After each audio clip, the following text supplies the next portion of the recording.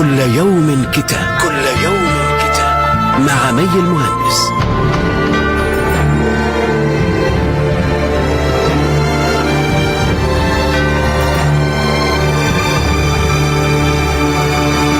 أهلا بكم مستمعين الأعزاء، أصحابكم اليوم في قراءة لكتاب ملحمة التطور البشري لمؤلفه سعد الصويان، أستاذ علم الاجتماع في جامعة الملك سعود وباحث في التاريخ الشفهي والشعر النبطي في الجزيرة العربية.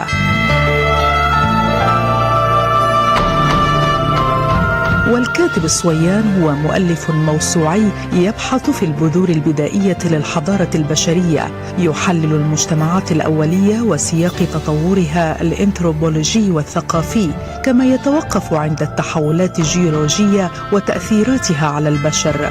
يتحدث كتاب ملحمة التطور البشري عن الأسس البيولوجية والوراثية ودورها في تشكيل الثقافة الإنسانية، ويعود إلى بدايات صعود الدولة وتأثيرها على مسيرة التطور الإنساني، كما يستعرض تاريخ المناهج العلمية المتخصصة في دراسة الطبيعة البشرية.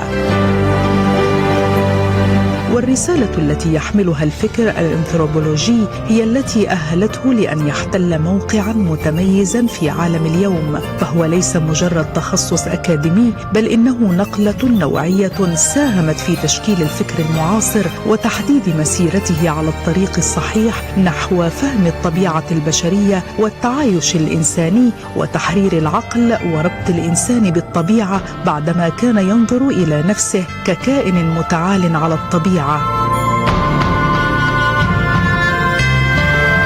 صدر كتاب ملحمة التطور البشري عن دار مدارك للنشر، وقالت عنه صحيفة إيلاف الإلكترونية إن الكتاب موجه لأجيال قادمة تتحلى بجراءة السؤال وجراءة تقبل الجواب. وعلقت صحيفة الرؤيا بأن الكتاب هو بحث موسع ومستفيض وموثق عن طبيعة مشتركة بين الإنسان والإنسان وبين الإنسان والطبيعة.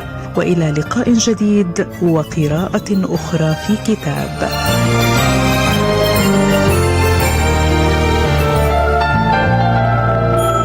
كل يوم كتاب، كل يوم كتاب، مع مي المهندس على